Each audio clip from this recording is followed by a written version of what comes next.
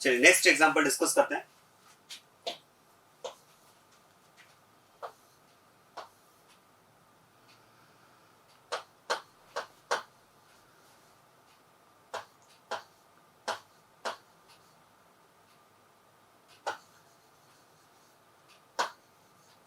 अगर आपको ये फेशियल प्रेडिक्शन फॉर्मूला दिया हुआ है और इसमें अगर हमें आरएस कॉन्फ़िगरेशन असाइन करना है तो देखो रूल नंबर 1 के अकॉर्डिंग सबसे पहले हमें सीआईपी सीक्वेंस रूल के अकॉर्डिंग प्रायोरिटी ऑर्डर डिसाइड करना होगा। और प्रायोरिटी ऑर्डर की अगर बात की जाए तो according to the rule NH2 group will get first priority, carboxylic group will get second priority, third is methyl group and fourth is hydrogen. तो ये यहाँ पर सीआईपी सीक्वेंस रूल के अकॉर्डिंग इन यूनिट्स का प्रायोरिटी ऑर्डर है। अब जैसा कि हमने डिस्कस किया है लीस्ट प्रायोरिटी यूनिट को हमें नेग्लेक्ट करना होता है, लेकिन साथ में हमें ये भी ध्यान में रखना है least priority unit should be on the dash, या आप कह सकते हैं it should be at the maximum distance from observer. और जैसा कि हमने डिस्कस किया है फेशियल प्रेडिक्शन फॉर्मूला में हॉरिजॉन्टल लाइन की जो यूनिट्स हैं वो एक्चुअल में कहां पर है, वेज पर है, और जो वर्टिकल लाइन की यूनिट्स हैं वो एक्चुअल में कहां पर है, डैश पर है।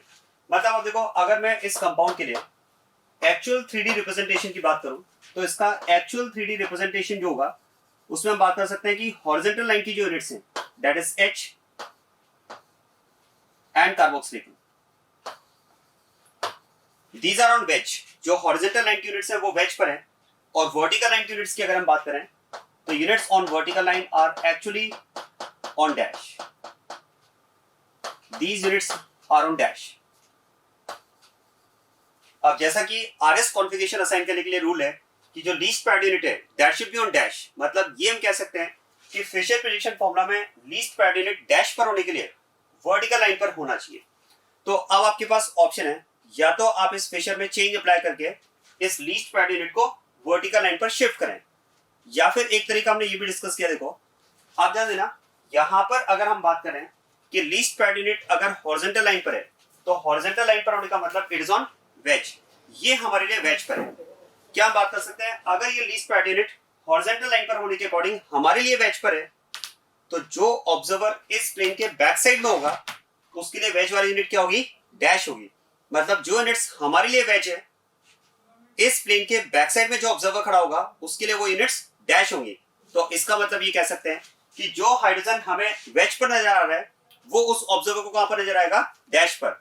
और आरएस कॉन्फ़िगरेशन असाइन करने के लिए द रूल इज, इस केस में आप ध्यान देना लोकेशन के रिस्पेक्ट में अगर बात की जाए तो ऑब्जर्वर के लोकेशन के रिस्पेक्ट में एक ही रूल है कि ऑब्जर्वर को उस लोकेशन पर आना है जहां से उसे लीस्ट प्रायोरिटी यूनिट डैश पर नजर आए।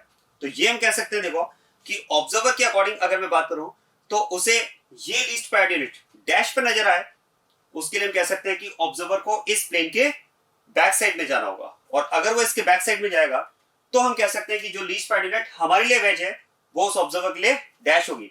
तो फिर तो हम ये बात कर सकते हैं कि जो ऑब्जर्वर इसके बैक साइड में होगा वो अगर इस कंपाउंड का कॉन्फ़िगरेशन आरएस असाइन करे तो वो करेक्ट आंसर हो जाएगा, वो इसका रूल के अकॉर्डिंग आरएस कॉन्फ़िगरेशन असाइन कर सकता है। तो ठीक है, फिर तो ऐसा करते हैं उस ऑब्जर्वर को ही बोल देते हैं कि वही इसमें चेक करके बता दे कि इसका कॉन्फ़िगरेशन क्या है। अब क्वेश्चन उससे कैसे पूछा जाए तो कोई दिक्कत नहीं है, आप पहले अपना कॉन्फ़िगरेशन फाइंड कर लें। अब ध्यान देना इसी कंडीशन में हम पहले अपना कॉन्फ़िगरेशन फाइंड कर लें। जैसे लीस्ट प्रायोरिटी यूनिट को हमने नेग्लेक्ट किया, और अगर इसी कंडीशन में मैं अगर इसका कॉन्फ़िगरेशन फाइंड करता हूं तो 1 2 3 दिस इज क्लॉकवाइज अरेंजमेंट, मतलब यहां पर हमारे लिए कॉन्फ़िगरेशन क्या है, आर कॉन्फ़िगरेशन है। तो इस कंडीशन में हम कह सकते हैं हमारे लिए इसका कॉन्फ़िगरेशन आर है। अब आप सोचिए अगर हमारे लिए कॉन्फ़िगरेशन इसका आर है तो जो ऑब्जर्वर इसके बैक साइड में होगा उसके लिए कॉन्फ़िगरेशन क्या होगा, डेफिनेटली एस होगा। और आंसर किसका सही होगा, हमारे या उसका, उसका, क्योंकि जो लीस्ट प्रायोरिटी यूनिट है वो हमारे लिए वेज है जबकि ऑब्जर्वर जो इसके बैक साइड में है उसके लिए यही लीस्ट प्रायोरिटी यूनिट डैश पर होगी। तो आंसर उसका सही होगा, और उसका अगर आंसर सही होगा तो फिर तो हम बात कर सकते हैं कि हमारा आंसर अगर इसमें आर आ रहा है, हमें अगर इसका कॉन्फ़िगरेशन आर नजर आ रहा है तो डेफिनेटली उस ऑब्जर्वर को इसका कॉन्फ़िगरेशन क्या मिलने वाला है, एस। तो फिर तो इस कंपाउंड का जो कॉन्फ़िगरेशन हम असाइन करेंगे दैट विल बी एस। तो इसका मतलब ये एक टेक्निक हम बना सकते हैं कि लीस्ट प्रायोरिटी यूनिट अगर वर्टिकल लाइन पर है तब तो कोई प्रॉब्लम ही नहीं है, you can directly assign the configuration to the given compound. लेकिन अगर least priority unit horizontal line पर है तो उस गिवन फिशर में आप पहले कॉन्फ़िगरेशन फाइंड करें, और जो कॉन्फ़िगरेशन आपको मिले उसका अपोजिट कॉन्फ़िगरेशन आप असाइन कर दें, that will be the correct answer. So this is how Fisher prediction formula in the Fisher prediction formula we can assign RS configuration. और एग्जांपल देखिए आप इसमें,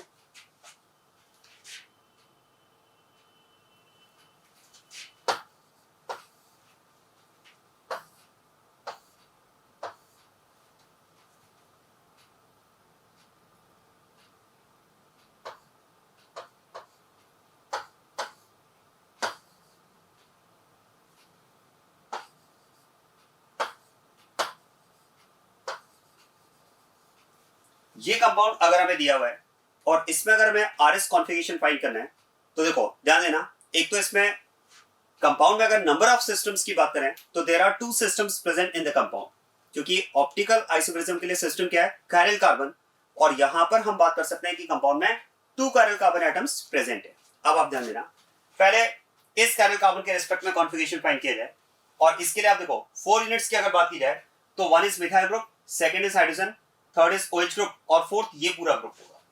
और इनका अगर आप CIP सीक्वेंस रूल के अकॉर्डिंग प्रायोरिटी ऑर्डर असाइन करें तो ऑक्सीजन, कार्बन, हाइड्रोजन और यहां भी कार्बन है, ऑक्सीजन का एटॉमिक नंबर सबसे ज्यादा है, it will get first priority.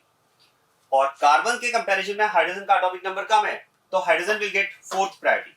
और अब अगर बात की जाए कि CH3 और इस ग्रुप में से किसे हम हाई प्रायोरिटी में रखेंगे, तो एटॉमिक नंबर अगर आप फर्स्ट एटम का कंपेयर करेंगे तो इस यूनिट का फर्स्ट एटम कार्बन है और इसका भी फर्स्ट एटम कार्बन है, तो दोनों में फर्स्ट एटम तो सेम है, तो नेक्स्ट एटम चेक करें। अब यहां पर नेक्स्ट एटम हाइड्रोजन है जबकि यहां पर नेक्स्ट एटम क्लोरीन है, क्लोरीन का एटॉमिक नंबर ज्यादा है, मतलब this unit will get second priority and this unit will get third priority. और अब आप देखो रूल के अकॉर्डिंग लीस्ट प्रायोरिटी यूनिट को हम यहां पर नेग्लेक्ट करें और अब इसका अरेंजमेंट चेक करें तो अरेंजमेंट में 1 2 3 डिक्रीजिंग प्रायोरिटी ऑर्डर में अरेंजमेंट इज एंटी क्लॉकवाइज, और अगर अरेंजमेंट हमें एंटी क्लॉकवाइज मिला मतलब यहां पर हम बात कर सकते हैं इसका कॉन्फ़िगरेशन जो होगा वो S कॉन्फ़िगरेशन होगा। लेकिन आप ध्यान देना, यहां पर हमें इसका कॉन्फ़िगरेशन S मिला, लेकिन अगर मैं आंसर की बात करूं तो जो कॉन्फ़िगरेशन यहां पर हमें मिला है उसका हमें ऑपोजिट कॉन्फ़िगरेशन असाइन करना होगा। ऑपोजिट क्यों समझ में आ रहा है, क्योंकि यहां पर least priority unit horizontal line पर है, और अगर least priority unit horizontal line पर है तो वो तो हमारे लिए वेज है। तो ऐसे में हम कॉन्फ़िगरेशन कैसे असाइन करें, जो ऑब्जर्वर इसके बैक साइड में होगा उसके लिए लीस्ट प्रायोरिटी यूनिट डैश पर होगी तो आंसर उसका सही होगा। अब ऐसे में अगर हमारा आंसर यहाँ पर S आ रहा है तो उसका आंसर R आएगा, तो उसके अकॉर्डिंग यहां पर जो हम कॉन्फ़िगरेशन असाइन करेंगे वो S कॉन्फ़िगरेशन असाइन ना करके R कॉन्फ़िगरेशन मतलब ऑपोजिट कॉन्फ़िगरेशन असाइन कर देंगे, क्योंकि यहां पर least priority unit horizontal line पर है। अब सेकंड कायरल कार्बन के लिए आप देखिए, इसके लिए अगर बात की जाए तो first priority unit is chlorine, इसके लिए first priority unit is chlorine. Second priority unit की अगर बात की जाए तो ये यूनिट हो जाएगी सेकंड, D और H में D is heavier isotope, so it will get third priority, and the least priority unit is hydrogen. And now you can see the least priority unit for this chiral carbon is now on vertical line. तब तो कोई problem ही नहीं है, अगर least priority unit vertical line पर मिले तो फिर तो डायरेक्ट हम इसका कॉन्फ़िगरेशन असाइन कर लेंगे, या हम कह सकते हैं कि जो हमें इसका कॉन्फ़िगरेशन नजर आएगा वही इसका करेक्ट आंसर होगा, क्योंकि अगर least priority unit vertical line पर है तो अब वो हमारे लिए डैश पर है, और आप सोचिए जो हमारे लिए डैश पर है जो ऑब्जर्वर इसके बैक साइड में होगा उसके लिए वेज होगा, और आंसर तो उसका सही होगा ना जिसके लिए लीस्ट प्रायोरिटी यूनिट डैश पर है। तो इस बार हमें आंसर जो मिल रहा है वही इसका करेक्ट आंसर होगा। तो उसके according 1 2 3 it is anti clockwise, anti clockwise, तो यहां पर भी कॉन्फ़िगरेशन क्या हो जाएगा इसमें S, तो यहां पर कॉन्फ़िगरेशन R और यहां पर कॉन्फ़िगरेशन S हो जाएगा। और इस कॉन्फ़िगरेशन को लिखने का तरीका वही होगा IUPAC नंबरिंग के साथ में। ध्यान देना, इस प्रिंसिपल फंक्शनल ग्रुप की अगर बात की जाए तो देखो यहां पर कार्बन चेन में 1 2 3 कार्बन एटम्स प्रेजेंट है, क्या हम बात कर सकते हैं प्रिंसिपल फंक्शनल ग्रुप की पोजीशन यहां से भी सेकंड आएगी और इस कार्बन से भी सेकंड आएगी, तो प्रिंसिपल फंक्शनल ग्रुप की पोजीशन तो दोनों साइड से सेम है।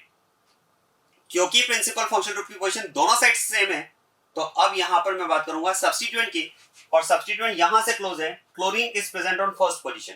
तो IUPAC नंबरिंग में हम यहां से IUPAC नंबरिंग स्टार्ट करेंगे 1 2 एंड 3, और अब हम बात कर सकते हैं फर्स्ट पर S कॉन्फ़िगरेशन है और IUPAC नंबरिंग में सेकंड पोजीशन पर R कॉन्फ़िगरेशन है, तो इसका आंसर यहां पर हो जाएगा 1S, 2R, that is configuration of this compound. तो ये तो हमने बात की देखो एब्सोल्यूट कॉन्फ़िगरेशन RS कॉन्फ़िगरेशन की and how it is assigned in wedge dash formula and in Fischer prediction formula. अब इसके बाद में सेकंड टाइप ऑफ कॉन्फ़िगरेशन हम डिस्कस कर रहे हैं that is relative configuration, DL configuration. आप ध्यान दीजिएगा।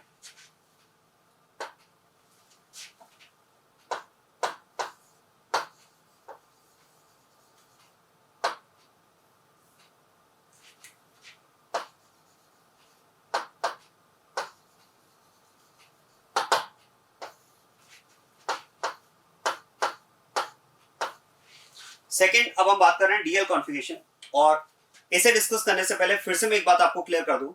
जैसे हमने डिस्कस किया, आरएस का डेक्स्ट्रो लिवो से कोई ऐसा डायरेक्ट रिलेशन नहीं है।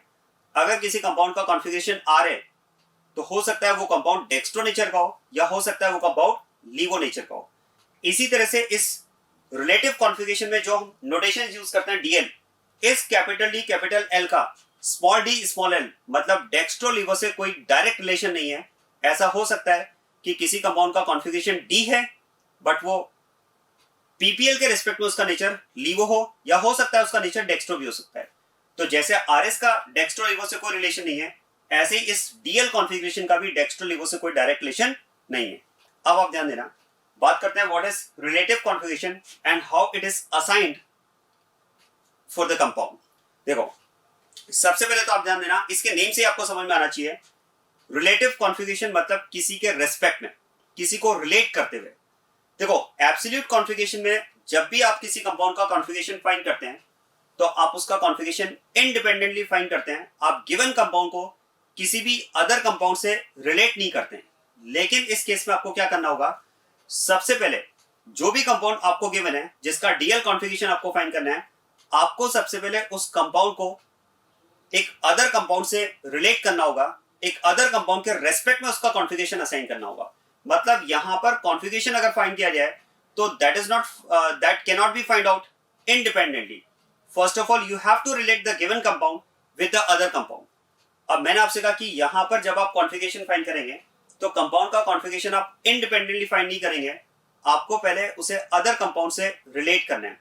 क्वेश्चन है, अदर कंपाउंड कौन से कंपाउंड से हमें रिलेट करना है? तो ध्यान देना, किस कंपाउंड से हमें रिलेट करना होगा उसके लिए हम बात करते हैं इस सिस्टम में हमने एक कंपाउंड को स्टैंडर्ड कंपाउंड बना दिया है, या कह सकते हैं कि हमने एक कंपाउंड को रेफरेंस कंपाउंड बना दिया है, और उसी रेफरेंस कंपाउंड के रेस्पेक्ट में हमें डीएल कॉन्फ़िगरेशन किसी भी गिवन कंपाउंड का असाइन करना होगा। अब क्वेश्चन है कि वो स्टैंडर्ड कंपाउंड या कहा जाए कि वो रेफरेंस कंपाउंड कौन है? तो ध्यान देना, रेफरेंस कंपाउंड की अगर बात की जाए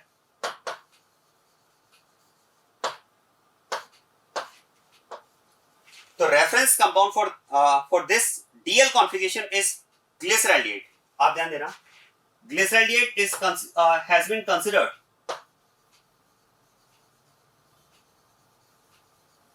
the compound glyceraldehyde has been considered as a reference compound, or you can say as a standard compound for this relative configuration. देखो, ग्लिसरॉल्डिएट की अगर बात की जाए, आई थिंक ग्लिसरॉल का स्ट्रक्चर आप सभी को पता होगा। ध्यान देना, देखो ग्लिसरॉल की अगर मैं बात करूं,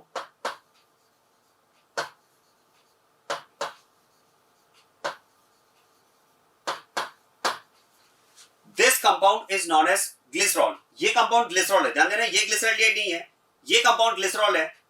अब इससे आप ग्लिसरॉल्डिएट को आसानी से याद रख सकते हैं, क्योंकि ये कंपाउंड मोस्ट ऑफ स्टूडेंट को पता होता है, ग्लिसरॉल इज प्रोपेन 1,2,3 ट्राइऑल।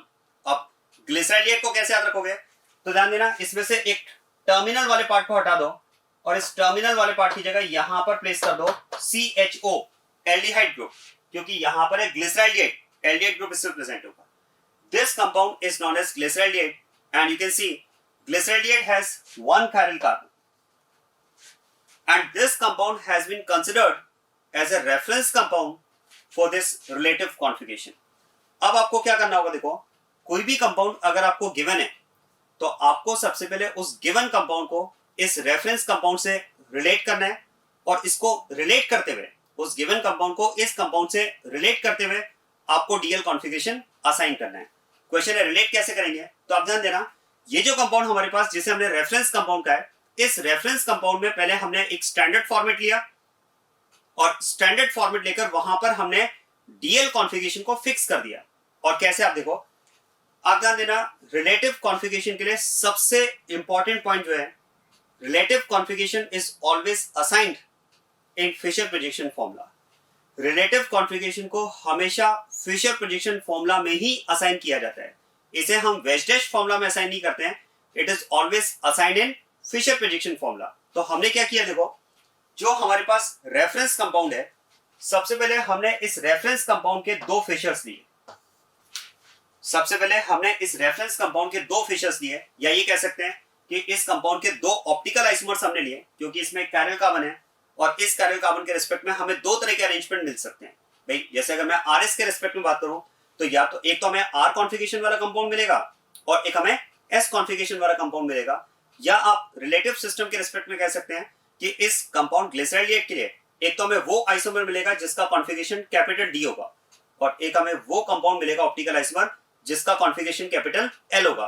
तो इसके लिए मैं दो फिशर्स ले रहा हूं, one for D and one for L. और ध्यान देना, अब हमने क्या किया, देखो यहां पर एक फिशर में डी और एक फिशर के लिए हमने एल कॉन्फिगरेशन असाइन कर दिया।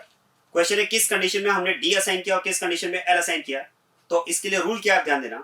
देखो अगर आप देखेंगे तो इस कायरल कार्बन पर 4 यूनिट्स प्रेजेंट है। One is CHO group, second is H, third is OH group and fourth is CH2OH group.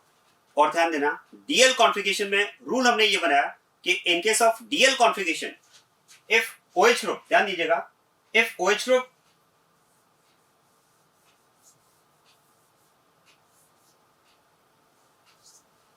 if OH group is on right side then configuration of the compound will be D configuration।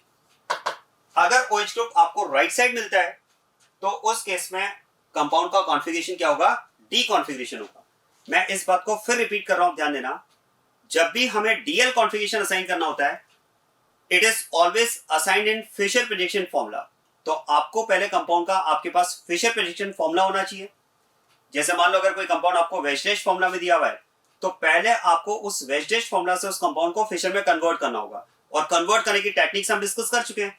और जब आपने Fisher में उसको convert किया तो अब आपको देखना होगा कि अगर उस फिशर में OH ग्रुप राइट है तो D कॉन्फ़िगरेशन होगा और अगर OH ग्रुप लेफ्ट हुआ तो L कॉन्फ़िगरेशन हो जाएगा। अब एक बात ध्यान देना, मैंने कहा अगर OH ग्रुप राइट है तो D कॉन्फ़िगरेशन होगा और अगर OH ग्रुप लेफ्ट होगा तो L कॉन्फ़िगरेशन होगा। लेकिन एक पॉइंट ये आता है कि हमने तो डिस्कस किया था कि कैरियल कार्बन के अबाउट एक पर्टिकुलर अरेंजमेंट के लिए टोटल 12 फिशर्स हो सकते हैं। आप याद करो, एक कैरियल कार्बन के अबाउट एक पर्टिकुलर अरेंजमेंट के लिए हमारे पास टोटल फिशर्स कितने हो सकते हैं, 12 फिशर्स हो सकते हैं। अब एक बात सोचिए, अगर हमारे पास एक अरेंजमेंट के लिए 12 फिशर्स हो सकते हैं तो क्या जरूरी है कि हर फिशर में OH ग्रुप हमें राइट ही मिले? क्या जरूरी है कि हर फिशर में हमें OH ग्रुप हॉरिजॉन्टल लाइन पर ही मिले? तो ऐसा तो जरूरी नहीं है भाई, वो तो ऑब्जर्वर की लोकेशन पे डिपेंड करेगा कि ऑब्जर्वर जिस लोकेशन से उस कंपाउंड का फिशर बना रहा है, क्योंकि हमारे पास ऑब्जर्वर के लिए फिशर बनाने के लिए टोटल 12 लोकेशंस है ना। तो अब ये तो डिपेंड करेगा कि ऑब्जर्वर ने जिस लोकेशन से उसका फिशर बनाया है कंपाउंड का, वहां से उसको OH ग्रुप कैसा नजर आ रहा था। हो सकता है OH ग्रुप उसको हॉरिजॉन्टल लाइन पर नजर आ रहा हो सकता है OH ग्रुप उसको वर्टिकल लाइन पर नजर आ रहा हो सकता है OH ग्रुप उसको हॉरिजॉन्टल लाइन में लेफ्ट नजर आ रहा हो, या हो सकता है राइट नजर आ रहा हो। क्योंकि 12 फिशर्स में तो ये तो पॉसिबिलिटीज हैं कि OH ग्रुप हॉरिजॉन्टल लाइन पर हो सकता है या वर्टिकल लाइन पर हो सकता है, और हॉरिजॉन्टल में लेफ्ट भी हो सकता है, राइट भी हो सकता है, या फिर वर्टिकल में टॉप पर भी हो सकता है और बॉटम पर भी हो सकता है। तो फिर तो इसमें एक प्रॉब्लम है, क्योंकि हमारे पास कंपाउंड के लिए 12 फिशर्स एक अरेंजमेंट के लिए बन सकते हैं, और उन 12 फिशर्स में हो सकता है किसी फिशर में OH ग्रुप राइट में हो, किसी में OH ग्रुप लेफ्ट में हो, किसी में OH ग्रुप वर्टिकल लाइन में टॉप पर हो, किसी में OH ग्रुप वर्टिकल लाइन में बॉटम पर हो। तो ऐसे तो मान लो अगर हमारे सामने वो फिशर आ जाए जिसमें OH ग्रुप राइट है तो हम तो D कॉन्फ़िगरेशन असाइन कर देंगे, और अगर ऐसा फिशर आ जाए उसी कंपाउंड का, मान लो दूसरा कोई ऐसा फिशर आ जाए जिसमें OH ग्रुप लेफ्ट साइड में हो तो फिर तो हम उसका कॉन्फ़िगरेशन L असाइन कर देंगे, और अगर मान लो OH ग्रुप वर्टिकल लाइन पर हुआ तो फिर तो हम उसका कॉन्फ़िगरेशन ही असाइन नहीं कर पाएंगे। तो प्रॉब्लम है। इसीलिए आप देखो, क्योंकि एक कंपाउंड के 12 फिशर्स एक अरेंजमेंट के लिए पॉसिबल हो सकते हैं और उन 12 फिशर्स में OH ग्रुप की position vertical and horizontal line पर कुछ भी हो सकती है, इसलिए हमने यहां पर यह फिक्स किया कि जब भी हम DL कॉन्फ़िगरेशन असाइन करेंगे हम उन 12 फिशर्स में से एक स्पेसिफिक फिशर के रेस्पेक्ट में असाइन करेंगे। बात समझना, क्योंकि कंपाउंड के लिए 12 फिशर्स अवेलेबल हो सकते हैं तो हमने क्या किया, उन 12 फिशर्स में से एक पर्टिकुलर अरेंजमेंट के लिए पॉसिबल 12 फिशर्स में से हमने एक फिशर को स्टैंडर्ड बना दिया, हमने एक फिशर को फिक्स कर दिया और हमने उस फिक्स्ड फिशर के रिस्पेक्ट में ये डिसाइड किया कि हम हमेशा OH को हम हमेशा डीएल कॉन्फ़िगरेशन असाइन करेंगे, ताकि ये कंफ्यूजन ना हो कि एक ही कंपाउंड के लिए एक फिशर के रिस्पेक्ट में तो हमने उसका डी कॉन्फ़िगरेशन असाइन कर दिया और उसी कंपाउंड के किसी दूसरे फिशर के रिस्पेक्ट में हमने उसका कॉन्फ़िगरेशन एल असाइन कर दिया, वो तो गलत हो जाएगा। तो क्वेश्चन है कि फिर हमें उन 12 फिशर्स में से कौन सा फिशर यूज करना है। तो उसके लिए आप रूल सुनिएगा, among the 12 Fischers possible for the compound for an arrangement, आप ध्यान देना, among the 12 Fischers possible for a compound for an arrangement, you have to select that Fisher projection formula in which longest carbon chain of the compound is on vertical line. आपको अब वो Fisher select करना है जिसमें compound की longest carbon chain हमें कहां पर मिले, वर्टिकल लाइन पर मिले। इसका मतलब ये हुआ कि इस कंपाउंड की लॉन्गेस्ट कार्बन चेन ये है, ध्यान देना, इसकी लॉन्गेस्ट कार्बन चेन ये है, तो ये जो कार्बन चेन है वो हमें वर्टिकल लाइन पर मिलना चाहिए। अब एक बात सोचिए, हम चाहते हैं कि ये कार्बन चेन हमें वर्टिकल लाइन पर मिले, तो फिर तो अंडरस्टूड है कि हॉरिजॉन्टल लाइन में यहां पर आएगा H, क्योंकि अब इसके बाद में अगर आप देखेंगे तो अब इसके बाद में वर्टिकल लाइन के लिए हमारे पास दो यूनिट्स बचती है, एक CHO ग्रुप और एक CH2OH ग्रुप। और जब आप CHO और CH2OH ग्रुप को यहां पर प्लेस करेंगे तो जो रूल, जैसा कि मैं बात कर रहा हूं कि प्रिंसिपल कार्बन चेन या longest carbon chain should be on vertical line, तो वो हमें वर्टिकल लाइन पर मिल जाएगी। लेकिन अब यहां पर एक पॉइंट और है, हमने कहा भाई अब हमारे पास दो रिमेनिंग यूनिट्स हैं, CHO group and CH2OH group. तो क्वेश्चन है CHO ग्रुप को टॉप पर रखें और CH2OH ग्रुप को बॉटम पर रखें, या फिर CH2OH ग्रुप को टॉप पर एंड CHO ग्रुप को बॉटम पर रखें। तो आप ध्यान दीजिएगा, इसके लिए भी रूल है कि longest carbon chain should be on vertical line with the most oxidised carbon on the top और नियरेस्ट टू द टॉप। ध्यान दीजिएगा, इस केस में आपको यह देखना है कि जब आपके पास दो चॉइस है कि CHO ग्रुप को टॉप पर रखा जाए या CH2OH ग्रुप को बॉटम पर रखा जाए, या फिर CH2OH ग्रुप को टॉप पर एंड CHO ग्रुप को बॉटम पर रखा जाए, तो उसके लिए भी रूल क्या है, the most oxidised carbon should be on the top और नियरेस्ट टू द टॉप। तो फिर तो हम बात कर सकते हैं कि CHO ग्रुप और CH2OH ग्रुप में दोनों में से किसका कार्बन मोस्ट ऑक्सीडाइज्ड कार्बन है, CHO ग्रुप का। तो most oxidised carbon should be on the top और नियरेस्ट टू द टॉप, तो CHO ग्रुप टॉप पर आ जाएगा और CH2OH ग्रुप जो होगा वो बॉटम पर आ जाएगा।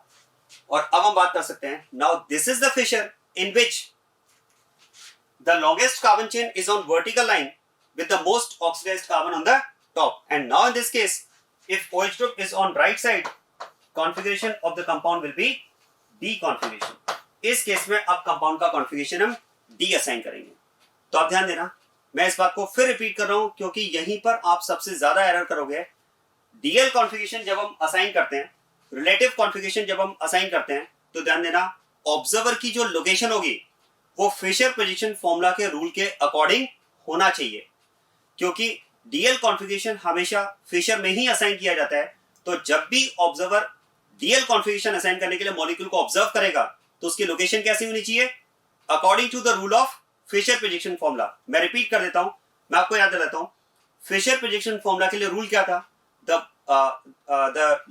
chiral carbon should be maintained in the plane, यही रूल था, chiral carbon should be maintained in the plane and units on chiral carbon should be outside and inside the plane, और साथ में ये भी था, the units outside the plane should be on horizontal line and the units inside the plane should be on vertical line। उसी rule को follow करते हुए ऑब्जर्वर को डीएल कॉन्फ़िगरेशन असाइन करना है। अब याद करो, इस रूल को फॉलो करने के लिए ऑब्जर्वर की 12 लोकेशंस हो सकती है, क्योंकि एक कंपाउंड के लिए एक अरेंजमेंट के लिए 12 फिशर्स बन सकते हैं।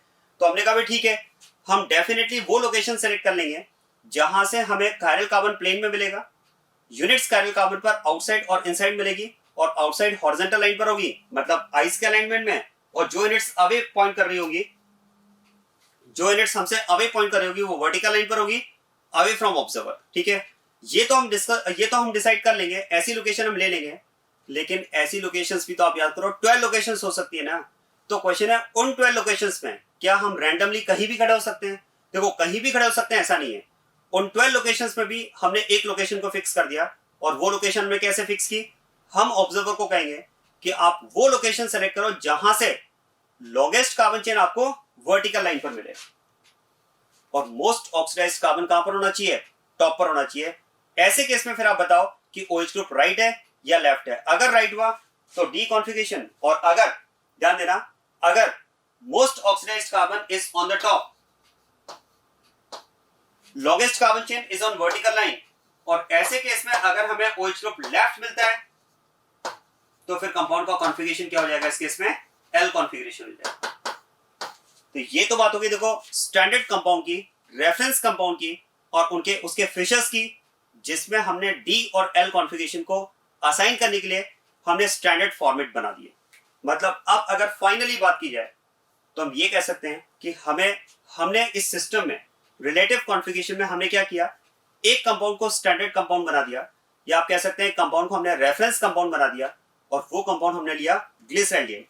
और हमने क्या किया, ग्लिसरॉल्डिएट के स्पेसिफिक फिशर्स हमने सेलेक्ट कर लिए। ध्यान देना, ग्लिसरॉल्डिएट के हमने स्पेसिफिक फिशर्स हमने सेलेक्ट किए, और वो स्पेसिफिक फिशर कौन सा सेलेक्ट किया, longest carbon chain on vertical line with the most oxidised carbon on the top.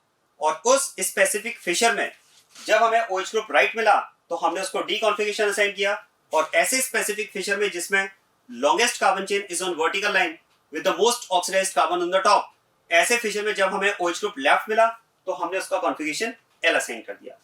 ये तो बात होगी देखो रेफरेंस कंपाउंड की। अब बात ये आती है कि अगर हमें कोई भी कंपाउंड दिया है तो हम उसका डीएल कॉन्फ़िगरेशन कैसे असाइन करेंगे। तो मैं आपको डीएल कॉन्फ़िगरेशन असाइन करने का तरीका बताता हूं, ध्यान दीजिएगा। मान लेते हैं फॉर एग्जांपल आपको ये कंपाउंड दिया हुआ है,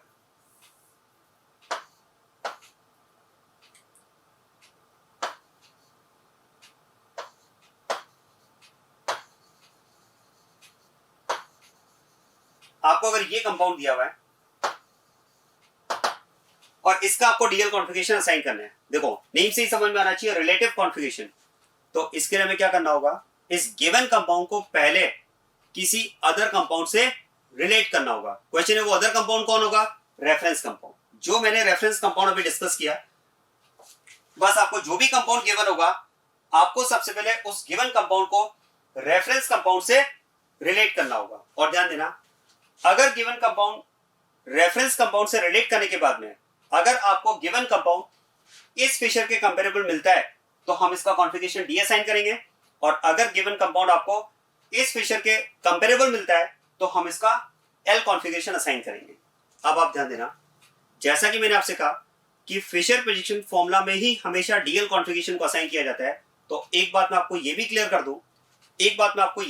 दूं कि जैसे मैंने आपसे कहा कि इसमें longest carbon chain is on vertical line and most oxidized carbon is on the top, right?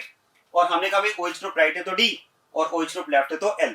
अब हो सकता है आप में से किसी स्टूडेंट के माइंड में ये पॉइंट आ जाए कि सर ठीक है, यहां से जब हम इस फिशर को देख रहे हैं तो longest कार्बन चेन हमें वर्टिकल लाइन पर मिल रही है, मोस्ट ऑक्सीडाइज्ड कार्बन टॉप पर है और OH ग्रुप राइट साइड है।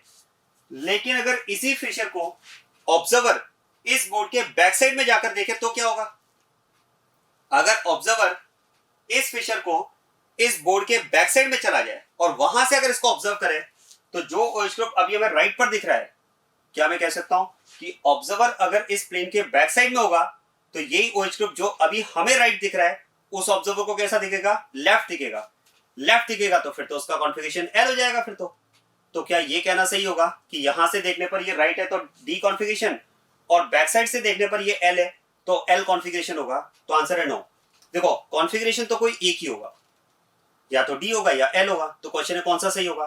देखो आप ध्यान देना, अगर हम ये सोच रहे हैं कि ऑब्जर्वर अगर इस बोर्ड के बैक साइड में जाकर के इसका कॉन्फ़िगरेशन चेक करे तो आंसर है कि ऑब्जर्वर को इस बोर्ड के बैक साइड में जाना अलाउड नहीं है। क्योंकि आप सोचिए, अगर ऑब्जर्वर इसके बैक साइड में चला गया तो जो हॉरिजॉन्टल वाली यूनिट्स जो हमारे लिए वेज है, जो हमारे लिए हम कह सकते हैं कि horizontal units are towards observer, अगर ऑब्जर्वर इसके बैक साइड में चला गया तो उसके लिए हॉरिजॉन्टल वाली यूनिट्स कैसे दिखेंगी, डैश पर, उससे अवे दिखेंगी। तो वो तो फिशर प्रोजेक्शन फॉर्मूला के रूल के अगेंस्ट हो जाएगा ना। क्योंकि मैंने आपसे क्या कहा, इस केस में ऑब्जर्वर की लोकेशन किसके अकॉर्डिंग सेट करना है, ऑब्जर्वर की लोकेशन जो है वो स्ट्रिक्टली फिशर प्रोजेक्शन फॉर्मूला को ड्रॉ करने के रूल के अकॉर्डिंग होनी चाहिए। अब ये हो सकता है आपके माइंड में आए कि सर जब आप आरएस कॉन्फ़िगरेशन असाइन कर रहे थे तब तो आपने कहा था कि पीछे चला जाओ, क्योंकि आरएस कॉन्फ़िगरेशन में हमें फिशर और वेस्टेज से मतलब ही नहीं था। आरएस कॉन्फ़िगरेशन में तो रूल केवल एक ही है कि आप कहीं भी खड़े हो जाओ, आरएस कॉन्फ़िगरेशन में फिशर और वेस्टेज से मतलब नहीं है। आरएस कॉन्फ़िगरेशन तो ये कहता है कि आप कहीं भी खड़े हो जाओ, बस लीस्ट प्रायोरिटी यूनिट आपको मैक्सिमम डिस्टेंस पर दिखनी चाहिए।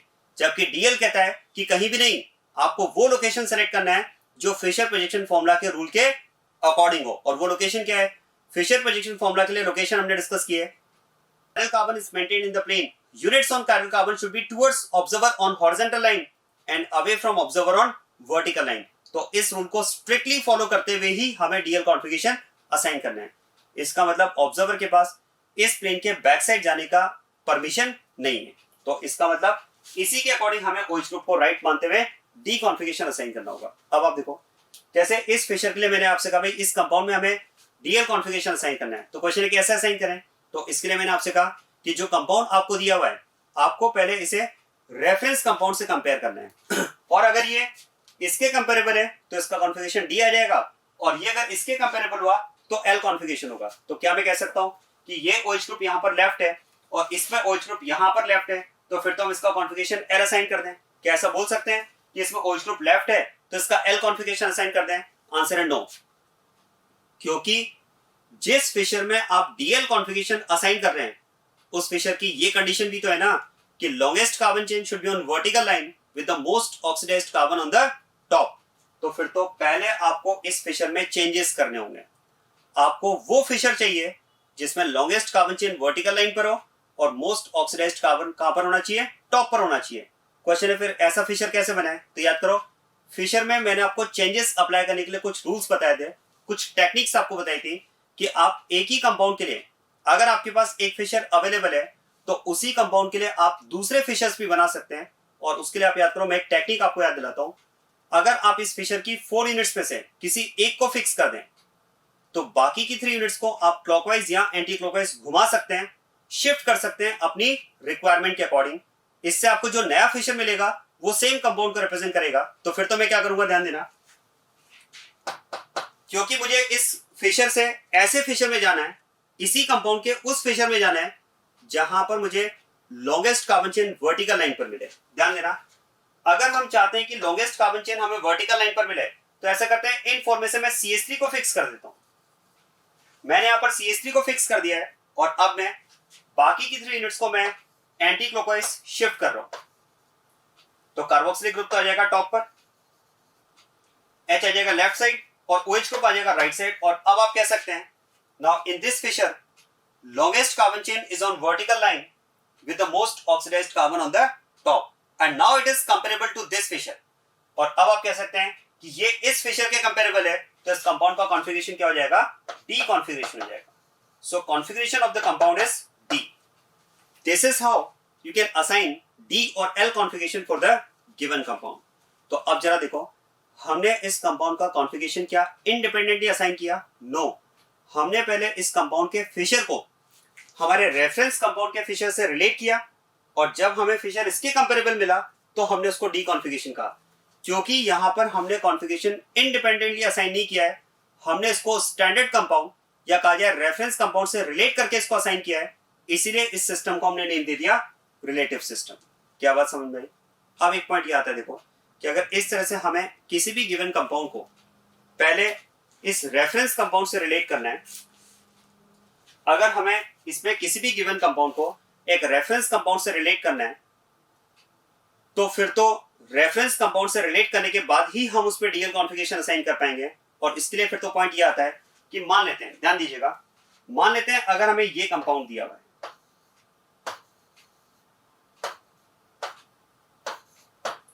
मान लेते हैं हमें ये कंपाउंड दिया हुआ है और इसमें हमें डीएल कॉन्फ़िगरेशन असाइन करना है। तो क्वेश्चन है फिर यहां पर हम डीएल कॉन्फ़िगरेशन कैसे असाइन करें? तो आप ध्यान दीजिएगा, अगर हम ये सोच रहे हैं कि यहां पर हमें डीएल कॉन्फ़िगरेशन असाइन करना है तो जैसा कि हमने डिस्कस किया कि आपको सबसे पहले गिवन कंपाउंड के फिशर को रेफरेंस कंपाउंड से के फिशर से कंपेयर करना है, और अगर वो इसके कंपेरेबल हुआ तो डी कॉन्फ़िगरेशन और इसके कंपेरेबल हुआ तो एल कॉन्फ़िगरेशन। तो सबसे पहले तो इसका मतलब ये हुआ, देखो कि जो भी कंपाउंड हमें डीएल कॉन्फ़िगरेशन फाइंड करने के लिए दिया जा रहा है, सबसे पहले तो हम ये चाहेंगे कि वो कंपाउंड हमारे स्टैंडर्ड कंपाउंड या कहा जाए रेफरेंस कंपाउंड के कंपेरेबल भी तो होना चाहिए ना। ये कंपाउंड तो हमारे रेफरेंस कंपाउंड के कंपेरेबल ही नहीं है। यहां पर हमने कहा भाई OH ग्रुप राइट है तो डी और OH ग्रुप लेफ्ट है तो एल, तो ये तो कंपेरेबल है, इसमें तो हम कह सकते हैं कि yes OH group on right it is D. लेकिन यहां पर किसके राइट और लेफ्ट होने की हम बात करेंगे, ये तो हमारे रेफरेंस कंपाउंड के कंपेरेबल ही नहीं है ना। और ध्यान देना, क्योंकि ये हमारे रेफरेंस कंपाउंड के कंपेरेबल नहीं है, इसलिए हम यहां पर डीएल कॉन्फ़िगरेशन असाइन नहीं कर पाएंगे। इस कंपाउंड में डीएल कॉन्फ़िगरेशन असाइन करना पॉसिबल नहीं है। वास्तव में अगर बात की जाए तो देखो, actually this relative configuration is not a versatile system. वास्तव में ये सिस्टम वर्सेटाइल सिस्टम है ही नहीं, ये सारे कंपाउंड्स पर आप अप्लाई कर पाए ऐसा पॉसिबल नहीं है। जबकि आरएस कॉन्फ़िगरेशन की अगर बात की जाए तो आरएस कॉन्फ़िगरेशन वर्सेटाइल सिस्टम है, क्योंकि वहां पर जब आप कॉन्फ़िगरेशन असाइन करते हैं तो आप इंडिपेंडेंटली असाइन करते हैं। वहां पर ये प्रॉब्लम नहीं है कि आपको गिवन कंपाउंड को पहले किसी अदर कंपाउंड से रिलेट करना है, क्योंकि रिलेट करने के लिए पहले तो गिवन कंपाउंड जिस कंपाउंड से हमें रिलेट करना है उसके कंपेरेबल होना चाहिए, तो बाउंडेशन आ जाएगी, जैसे यहां पर बाउंडेशन है। इसीलिए हम कहते हैं कि relative system is not a versatile system, it can be used for limited category of compounds. इसका यूज आप लिमिटेड कैटेगरी ऑफ कंपाउंड्स के लिए ही कर सकते हैं। और वास्तव में आप देखो, रिलेटिव सिस्टम का जो मेनली हम यूज करते हैं वो हम यूज करते हैं बायोमोलिक्यूल्स पर। आप ध्यान देना, रिलेटिव कॉन्फ़िगरेशन का जो मेनली यूज होता है वो यूज होता है बायोमोलिक्यूल्स पर। मतलब हम कह सकते हैं कार्बोहाइड्रेट्स पर हम इसका यूज करते हैं, या फिर हम इसका मेनली यूज करते हैं अमीनो एसिड्स पर। ध्यान देना, इसका जो मेनली यूज होता है वो या तो कार्बोहाइड्रेट्स पर होता है या फिर इसका मेनली यूज होता है एमिनो एसिड्स पर होता है। अब आप ध्यान दें, एक लास्ट पॉइंट और मैं आपको बताता हूं, फिर इसके कुछ एग्जांपल हम डिस्कस करेंगे। अब आप देखो, यहां पर एक पॉइंट ये भी कई बार स्टूडेंट को माइंड में आता है कि सर हमने यहां पर रेफरेंस कंपाउंड ग्लिसरॉल्डिएट को लिया। ग्लिसरॉल्डिएट को ही क्यों? हमने यहां पर रेफरेंस कंपाउंड ग्लिसरॉल्डिएट को ही क्यों लिया, इसका क्या रीजन है? तो देखो, मैंने आपको अभी भी बताया कि डीएल कॉन्फ़िगरेशन का जो मेनली यूज होता है वो यूज होता है कार्बोहाइड्रेट्स पर और एमिनो एसिड्स पर, मतलब बायोमोलिक्यूल्स पर होता है। और वास्तव में इसका सबसे पहले जो यूज हुआ वो यूज हुआ था कार्बोहाइड्रेट्स पर। इसका सबसे पहले हमने यूज किस पर किया? कार्बोहाइड्रेट्स पर किया। क्योंकि इसका सबसे पहले हमने यूज कार्बोहाइड्रेट्स पर किया है, इसीलिए आप देखोगे तो जो रेफरेंस कंपाउंड हमने लिया है वो भी एक कार्बोहाइड्रेट ही है। जो रेफरेंस कंपाउंड यहां पर हमने लिया वो भी क्या है? कार्बोहाइड्रेट ही तो है। अब आप देखो, कार्बोहाइड्रेट्स क्या होते हैं ये तो आई थिंक आप सब जानते होंगे। देखो, कार्बोहाइड्रेट्स की अगर बात की जाए तो polyhydroxy carbonyl compounds, polyhydroxy carbonyl compounds are called carbohydrates. या कह सकते हैं कि those compounds which on hydrolysis give polyhydroxy carbonyl compound are called carbohydrates. अब आप सोचिए, पॉलीहाइड्रोक्सी कार्बोनिल कंपाउंड, पॉलीहाइड्रोक्सी का मतलब एक से ज्यादा OH ग्रुप होने चाहिए, कार्बोनिल कंपाउंड मतलब एल्डिहाइड या कीटोन। तो जरा देखो, इसमें एक से ज्यादा OH ग्रुप प्रेजेंट है और इसमें एल्डिहाइड ग्रुप प्रेजेंट है, मतलब आप कह सकते हैं जो रेफरेंस मॉलिक्यूल है वो भी एक क्या है? कार्बोहाइड्रेट ही है। तो वास्तव में क्योंकि डीएल कॉन्फ़िगरेशन को हमने सबसे पहले अप्लाई जो किया वो कार्बोहाइड्रेट्स पर अप्लाई किया, इसीलिए हमें जिस कैटेगरी पर इसको अप्लाई करना था, जहां पर हमने इसको सबसे पहले अप्लाई करने के लिए सोचा, उस कैटेगरी में से ही हमने एक कंपाउंड को क्या किया? रेफरेंस कंपाउंड बना लिया। अब एक पॉइंट आता है कि ठीक है, हमने क्योंकि इसका यूज सबसे पहले कार्बोहाइड्रेट्स पर किया, इसलिए हमने जो रेफरेंस कंपाउंड बनाया वो कार्बोहाइड्रेट को बनाया। लेकिन फिर पॉइंट आता है कि कार्बोहाइड्रेट भी तो बहुत सारे हैं, कार्बोहाइड्रेट में भी हमने स्पेसिफिकली इसी को क्यों सेलेक्ट किया?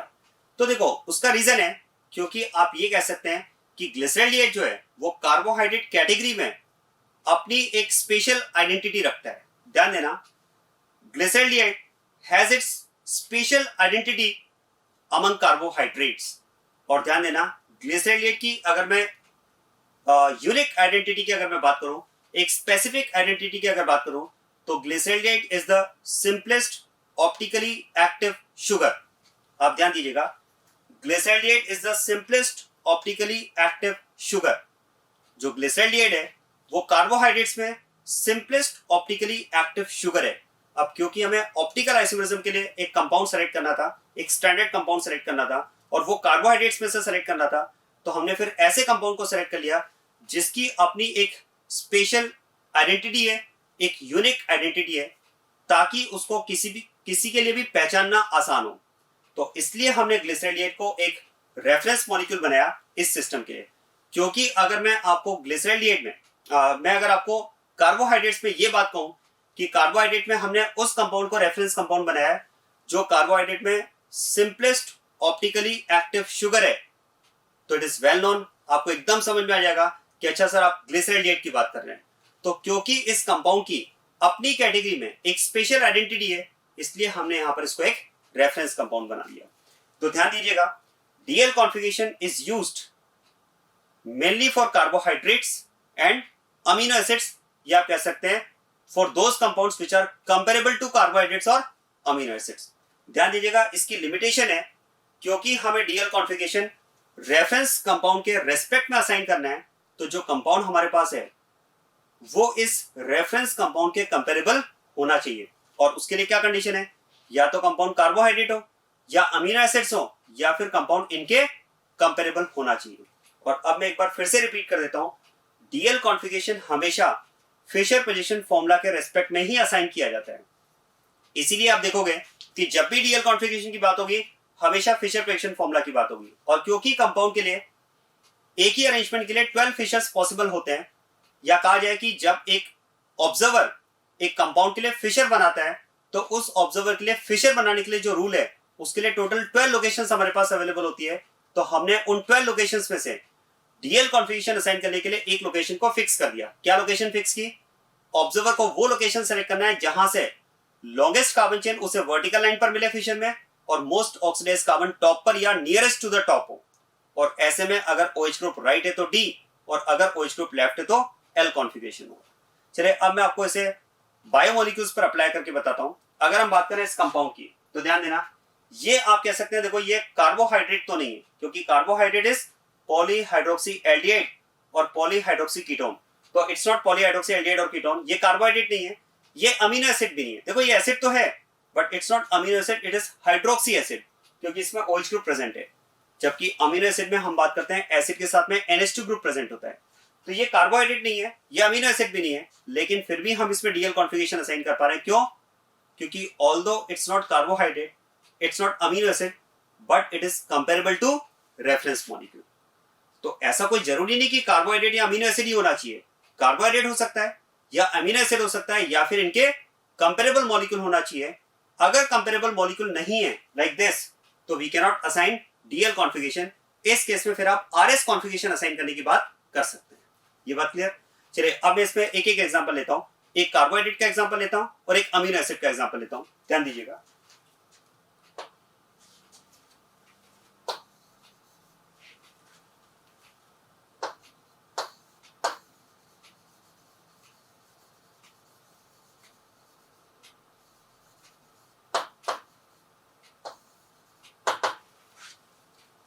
कार्बोहाइड्रेट्स की अगर बात की जाए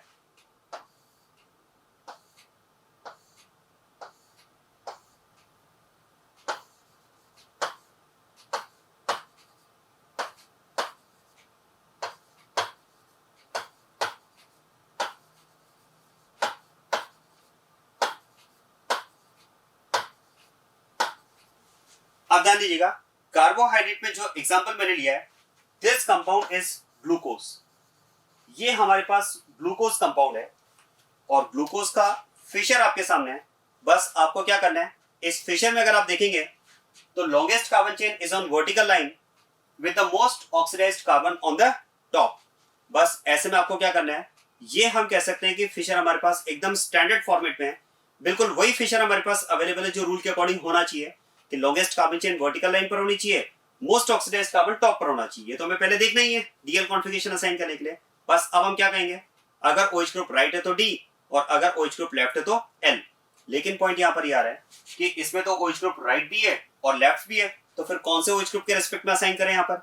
तो ध्यान देना, अगर फिशर में या अगर कंपाउंड में एक से ज्यादा कायरल कार्बन प्रेजेंट है जिन पर OH ग्रुप प्रेजेंट है, तो ऐसे में आपको क्या करना है, अगर एक से ज्यादा कायरल कार्बन पर OH ग्रुप प्रेजेंट है तो ऐसे में क्वेश्चन है कौन से OH ग्रुप के रेस्पेक्ट में हमें डीएल कॉन्फ़िगरेशन असाइन करना है। तो इसका रूल क्या है, ध्यान देना, आपको उस OH ग्रुप के रेस्पेक्ट में डीएल कॉन्फ़िगरेशन असाइन करना है जो उस कंपाउंड के highest IUPAC numbered chiral carbon पर प्रेजेंट हो। मैं रिपीट कर रहा हूं, आपको इस कंडीशन में डीएल कॉन्फ़िगरेशन उस OH ग्रुप के रेस्पेक्ट में असाइन करना होगा जो उस कंपाउंड के highest IUPAC numbered chiral carbon पर प्रेजेंट हो।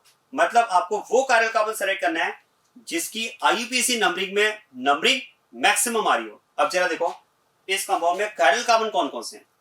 1, 2, 3 and 4. These 4 carbon atoms are chiral. This carbon is not chiral. This is not chiral. तो अब मैं क्या करता हूं, इस कंपाउंड की IUPAC नंबरिंग करता हूं. और ध्यान दें, इस कंपाउंड की IUPAC नंबरिंग में जैसा कि IUPAC रूल्स आप जानते हैं, this is principal functional group, so numbering will be started from this terminal. और अब 2, 3, 4, 5 एंड 6. ये इस कंपाउंड की IUPAC नंबरिंग है. अब इस IUPAC नंबरिंग में आपको वो कायरल कार्बन सेलेक्ट करना है जिसकी IUPAC में नंबरिंग मैक्सिमम हो. तो फिर तो ये वाला कार्बन हो जाएगा. ध्यान देना, फिर तो हमारे पास ये वाला कार्बन हो जाएगा, क्योंकि इस कार्बन की अगर बात की जाए तो ये कार्बन कायरल है और IUPAC नंबरिंग में इसकी नंबरिंग यहां पर मैक्सिमम है. इससे ऊपर वाले कायरल कार्बन की पोजीशंस 2, 3 एंड 4 है, इसकी 5 है. तो ध्यान देना, यहां पर हम बात कर रहे हैं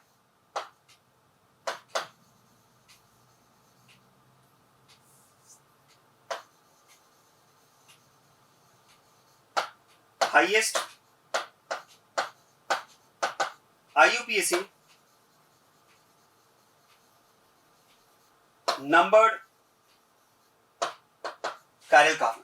यहां पर हम बात कर रहे हैं highest IUPAC numbered chiral carbon. और बस इस कार्बन पर आपको चेक करना है, अगर OH ग्रुप राइट है तो D कॉन्फ़िगरेशन होगा और अगर OH ग्रुप लेफ्ट है तो L कॉन्फ़िगरेशन. तो यहां पर OH ग्रुप राइट है, मतलब यहां पर इस कंपाउंड का जो कॉन्फ़िगरेशन होगा that will be D configuration.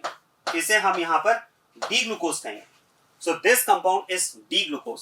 तो समझ में आया हमें कौन से OH ग्रुप के रिस्पेक्ट में आंसर देना है. उस OH ग्रुप के रिस्पेक्ट में आंसर देना है जो कंपाउंड के highest IUPAC numbered chiral carbon पर प्रेजेंट है, या आप कह सकते हैं लास्ट कायरल कार्बन पर प्रेजेंट है. क्योंकि इस कार्बन चेन में अगर आप देखेंगे तो ये कायरल कार्बन लास्ट है, क्योंकि इसके बाद वाला कार्बन कायरल नहीं है. तो या तो मैं कह सकता हूं लास्ट कायरल कार्बन, या फिर बेटर होगा ये कहा जाए highest IUPAC numbered chiral carbon. अब आप ध्यान दीजिएगा एक पॉइंट और, ये कंपाउंड हमारे पास D ग्लूकोज है. क्वेश्चन है अगर मैं L ग्लूकोज बनाना है तो हम क्या करें. ध्यान देना, अगर हमें L ग्लूकोज बनाना है तो हम क्या करें. आप सोचकर बताइए कि अगर हमें इस कंपाउंड का L ग्लूकोज बनाना है, ये तो हमारे पास D ग्लूकोज है, तो L ग्लूकोज बनाने के लिए क्या करना होगा. देखो आप ध्यान देना, मोस्टली इसमें स्टूडेंट्स का आंसर होता है कि सर L ग्लूकोज बनाना है तो ऐसा करो, 5th कार्बन पर जो OH ग्रुप है उसे लेफ्ट ले लो और H को राइट ले लो, तो वो OH ग्रुप लेफ्ट होते ही वो L कॉन्फ़िगरेशन हो जाएगा, तो कंपाउंड L ग्लूकोज बन जाएगा. आप ध्यान देना, अगर आप इस कंपाउंड में इस कार्बन पर एक कायरल कार्बन पर यूनिट्स को इंटरचेंज करते हैं, जैसा कि हम सोच रहे हैं कि 5th कार्बन वाली OH ग्रुप को लेफ्ट और H को राइट ले लें, तो वो कॉन्फ़िगरेशन L हो जाएगा. देखो वो कॉन्फ़िगरेशन L हो जाएगा, ये बात तो सही है, लेकिन वो L ग्लूकोज नहीं होगा. इस बात को समझना अच्छे से. अगर आप इस कंपाउंड में एक पर्टिकुलर कायरल कार्बन पर, अगर आप इस कंपाउंड में केवल एक पर्टिकुलर कायरल कार्बन पर यूनिट्स को इंटरचेंज करेंगे तो उससे ये कंपाउंड ही चेंज हो जाएगा, फिर ये कंपाउंड ग्लूकोज ही नहीं रहेगा. और ऐसे कुछ वेल नोन एग्जांपल्स मैं आपको बताता हूं, आप ध्यान दीजिएगा. ये हमारे पास D ग्लूकोज है, जिसमें आप देखिए this OH group is on right side, it is on left side and these two OH groups are on right side. अगर आप यहां पर इस कंपाउंड में सेकेंड कार्बन पर H और OH को इंटरचेंज करते हैं, ध्यान देना, अगर आप इस फिशर में सेकेंड कार्बन पर H और OH को इंटरचेंज कर दें तो दिस कंपाउंड बिकम्स मैनोज. उस केस में ये कंपाउंड ग्लूकोज ही नहीं रहेगा, उस केस में ये कंपाउंड बन जाएगा मैनोज. और वही काम अगर आप 4th कार्बन पर करें, अगर आप 4th कार्बन पर H और OH को इंटरचेंज कर दें तो this compound gets converted into galactose. उस केस में कंपाउंड मिल जाएगा गैलेक्टोज.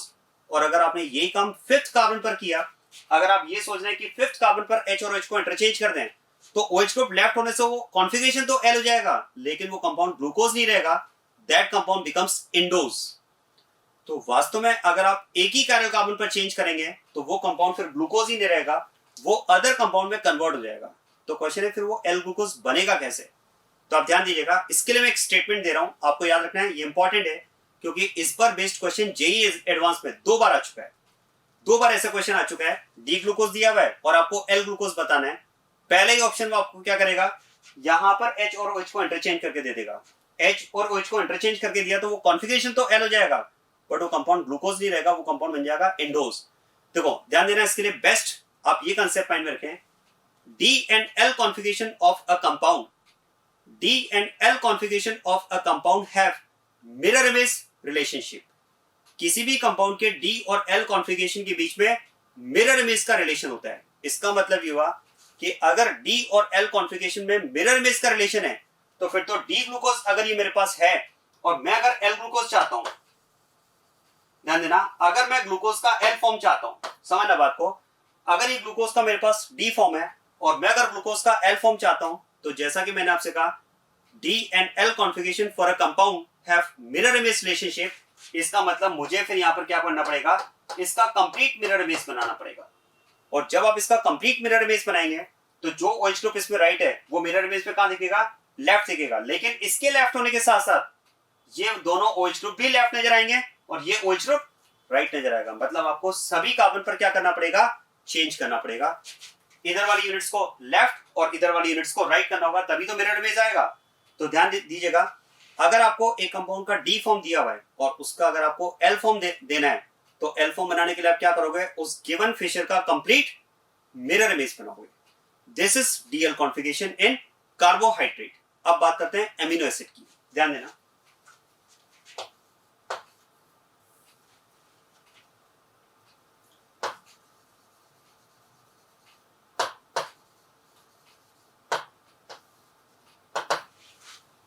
देखो एमिनो एसिड्स की अगर बात की जाए, एमिनो एसिड्स कंपाउंड क्या होते हैं, those compounds which have NH2 group and carboxylic group. अगर कंपाउंड में कार्बोक्सिलिक ग्रुप और NH2 ग्रुप प्रेजेंट है तो ऐसे कंपाउंड्स को बोलते हैं एमिनो एसिड्स। अब आप ध्यान दें,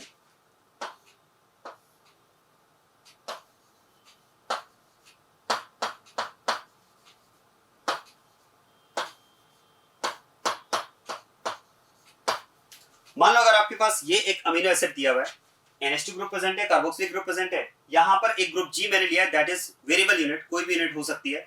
हाँ, ये ध्यान देना, it can not B hydrogen, क्योंकि अमीनो एसिड्स में अगर मैं ग्लाइसिन की बात करूं तो ग्लाइसिन में यहां पर दोनों हाइड्रोजन होते हैं और अगर ये दोनों हाइड्रोजन हो गए तो फिर तो कार्बन कायरल ही नहीं रहेगा ना। तो ये H, ये यहां पर H नहीं होना चाहिए, अदर देन H होना चाहिए। और हाँ, ये भी सही है कि NH2 और कार्बोक्सिलिक ग्रुप भी नहीं होना चाहिए, क्योंकि देखो इस कार्बन के कायरल मेंटेन होने के लिए all the 4 units should be different. अब आप ध्यान देना, देखो यहां पर अगर बात की जाए तो जैसे कार्बोहाइड्रेट में तो हमने कहा कि OH ग्रुप अगर राइट है तो D और OH ग्रुप लेफ्ट है तो L।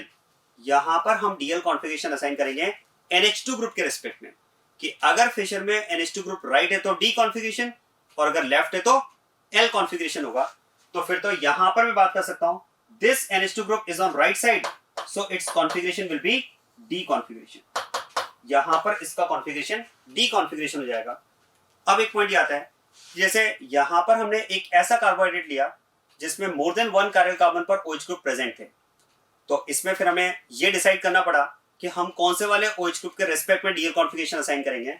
और उसका हमने एक रूल बना दिया कि जो highest IUPAC numbered chiral carbon है या जो लास्ट कायरल कार्बन है उसके रेस्पेक्ट में हम डीएल कॉन्फ़िगरेशन असाइन करेंगे। क्वेश्चन है, ऐसे ही अगर हमारे पास ऐसा कोई अमीनो एसिड दिया हो जिसमें एक से ज्यादा कायरल कार्बन पर NH2 ग्रुप प्रेजेंट है, ध्यान देना, अगर यही सिचुएशन यहां भी आ जाए कि more than 1 chiral carbon atoms are present in an amino acid with more than 1 chiral carbon having NH2 group, तो क्वेश्चन है कौन से NH2 ग्रुप के रिस्पेक्ट में फिर हमें आंसर देना है। तो ध्यान देना, इसका बिल्कुल अपोजिट है। यहां पर हमने कहा last IUPAC numbered chiral carbon, या ये कह सकते हैं highest IUPAC numbered chiral carbon, या हमने कहा कि लास्ट कायरल कार्बन, इसका बिल्कुल अपोजिट होगा। यहां पर हम बात करेंगे फर्स्ट कायरल कार्बन। तो फर्स्ट कायरल कार्बन की अगर बात की जाए तो carboxylic group is the main functional group of compound, और उसके बाद में इमीडिएटली ये कार्बन हमारे पास कायरल है, इमीडिएटली ये कार्बन हमारे पास कायरल है। तो यहां पर हम कह सकते हैं फर्स्ट कायरल कार्बन पर NH2 ग्रुप के रिस्पेक्ट में हमको आंसर देना है।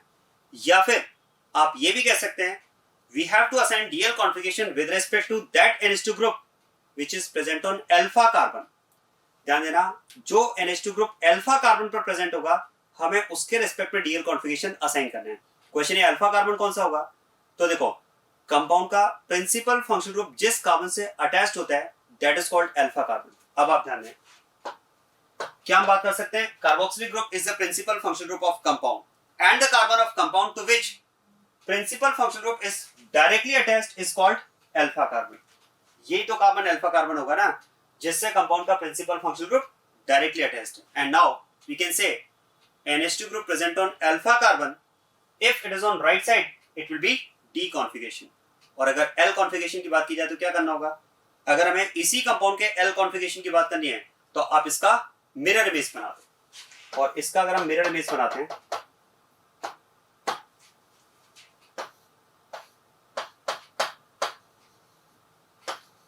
तो ये इसका कंप्लीट मिरर इमेज हो जाएगा। और इस मिरर इमेज में अब हम बात कर सकते हैं, now NH2 group is on left side, so this compound will have L configuration. This is how to assign D and L configuration in carbohydrates and amino acids. Carbohydrates में OH group के respect में और amino acid में NH2 group के respect में।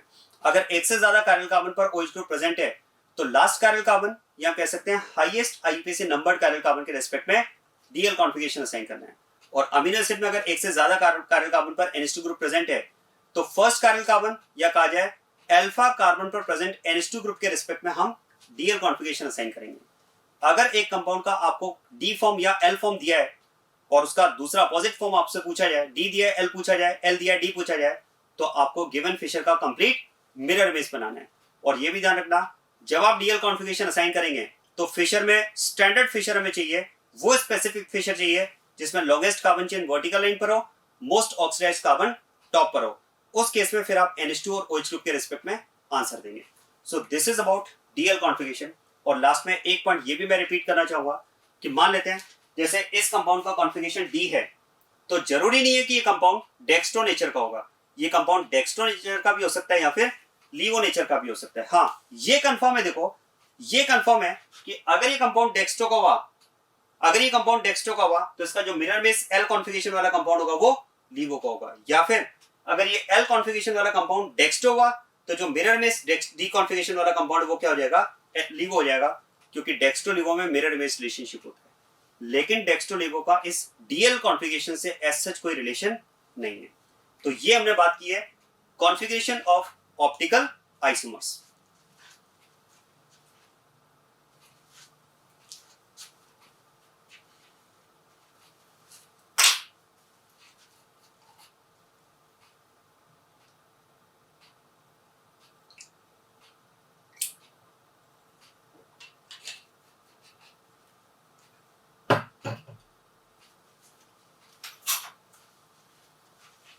अब इसके बाद में देखो ऑप्टिकल आइसोमरिज्म में एक लास्ट टॉपिक हमें डिस्कस करना है, how to find number of optical isomers for the given compound. एक कंपाउंड के लिए आपको number of optical isomers find करना है। देखो वो टॉपिक डिस्कस करने से पहले मैं एक क्वेश्चन प्रोफाइल डिस्कस कर रहा हूं, इंपॉर्टेंट क्वेश्चन प्रोफाइल है, आप ध्यान देना।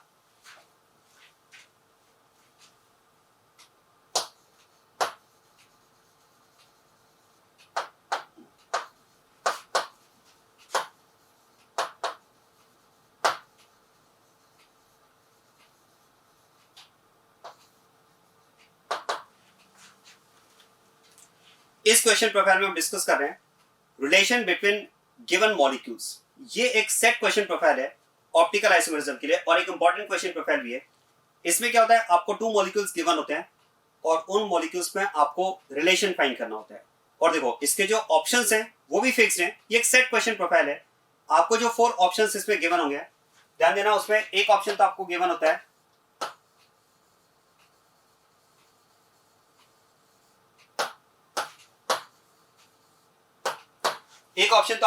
है स्ट्रक्चरल आइसोमर्स। सेकंड ऑप्शन आपको इसमें गिवन होगा होमोमर्स। थर्ड ऑप्शन आपको इसमें गिवन होता है एनेंटियोमर्स। और एक ऑप्शन आपको इसमें गिवन होता है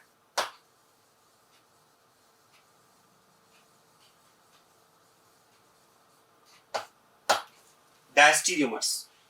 ये आपको एक सेट क्वेश्चन प्रोफाइल में डिस्कस कर रहा हूं आपके साथ में, जिसमें आपको 2 मॉलिक्यूल्स गिवन होते हैं और उन मॉलिक्यूल्स में आपको रिलेशन फाइंड करना होता है। और ऑप्शंस में आपको ये 4 ऑप्शंस गिवन होते हैं, स्ट्रक्चरल आइसोमर्स, होमोमर्स या कह सकते हैं identical compounds, third is enantiomers and fourth is diastereomers. अब देखो इन 4 टर्म्स की अगर बात की जाए तो क्या हम बात कर सकते हैं, फर्स्ट 3 टर्म्स तो हम ऑलरेडी डिस्कस कर चुके हैं। देखो स्ट्रक्चरल आइसोमर्स की अगर बात की जाए तो स्ट्रक्चरल आइसोमर्स की क्या कंडीशन है, same molecular formula and different structural formula. अगर आपको ऐसे 2 कंपाउंड्स गिवन है जिनके मॉलिक्यूलर फॉर्मूला सेम हो, स्ट्रक्चरल फॉर्मूला डिफरेंट हो, तो they will be called structural isomers, मतलब उनमें रिलेशन किसका रहेगा, स्ट्रक्चरल आइसोमर्स का रिलेशन होगा। सेकंड, होमोमर्स की अगर बात की जाए तो देखो होमोमर्स मतलब आइडेंटिकल कंपाउंड, तो आइडेंटिकल कंपाउंड में तो सभी फॉर्मूला सेम होंगे, मतलब molecular formula, structural formula and stereochemical formula will be same, या कह सकते हैं सुपर इम्पॉसिबल मिरर इमेजेस। अगर आपके पास ऐसे दो कंपाउंड्स हैं जो एक दूसरे की सुपर इम्पॉसिबल हैं, super impossible mirror images will be homomers. तो आप ध्यान देना,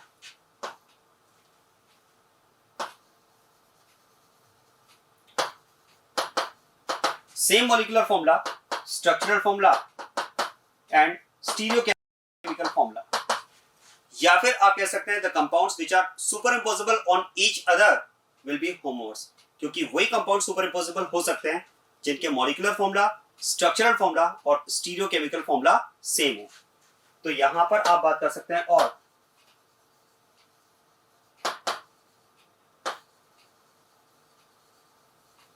सुपर इम्पोजिबल कंपाउंड्स। एनएचोमर्स की अगर बात की जाए तो याद करो हमने एनएचोमर्स भी डिस्कस किया है, D and L mirror image molecules are called enantiomers. तो यहां तो अगर बात की जाए तो ऐसे दो कंपाउंड्स अगर आपको दिए हुए जो डीएल मिरर इमेज हैं तो they will be called enantiomers, मतलब हम ये कह सकते हैं optically active mirror images are called enantiomers of each other.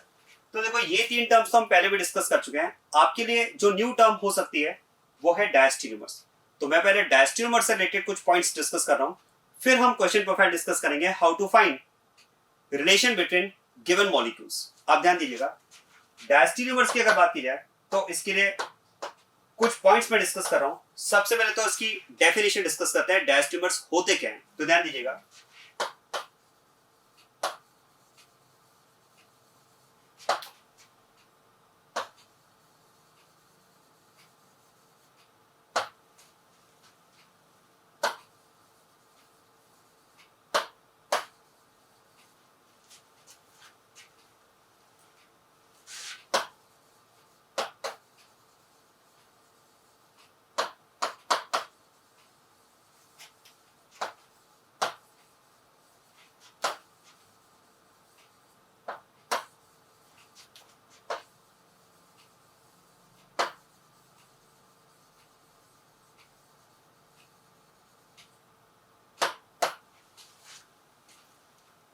the stereoisomers which are not mirror images of each other are called diastereomers। ध्यान देना, ऐसे stereoisomers का पेयर अगर आपको गिवन हो which are not mirror images of each other are called diastereomers।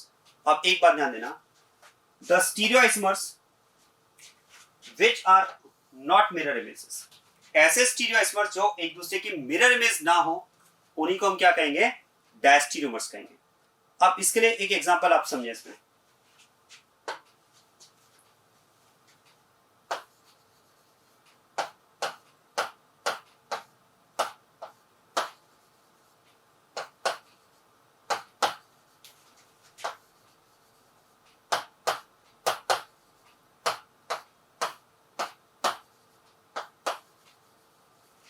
आपको suppose ये two compounds given है और इन कंपाउंड्स में हमें रिलेशन फाइंड करना है। आप ध्यान देना, देखो क्या हम बात कर सकते हैं, these compounds are geometrical isomers of each other. देखो ये कंपाउंड सिस और ये ट्रांस है, तो देखो इसमें तो आपको कोई डाउट नहीं होना चाहिए, these compounds are geometrical isomers. अच्छा, क्या हम ये कह सकते हैं कि अगर ये कंपाउंड ज्योमेट्रिकल आइसोमर्स हैं, मतलब अंडरस्टूड है these are stereo isomers of each other, because geometrical isomerism is a part of stereoisomerism।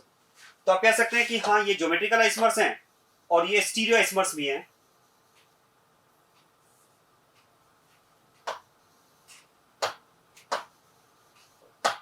क्योंकि geometrical isomerism is a type of stereoisomerism। ये आप कह सकते हैं इन कंपाउंड्स के मॉलिक्यूलर फॉर्मूला सेम है, स्ट्रक्चरल फॉर्मूला सेम है, स्टीरियोकेमिकल फॉर्मूला डिफरेंट है, तो these are stereoisomers। अब आप देखो आर दीज मिरर इमेजेस और नॉट, तो देखो इन दोनों की अगर बात की जाए तो these are not mirror images of each other. आप ध्यान देना,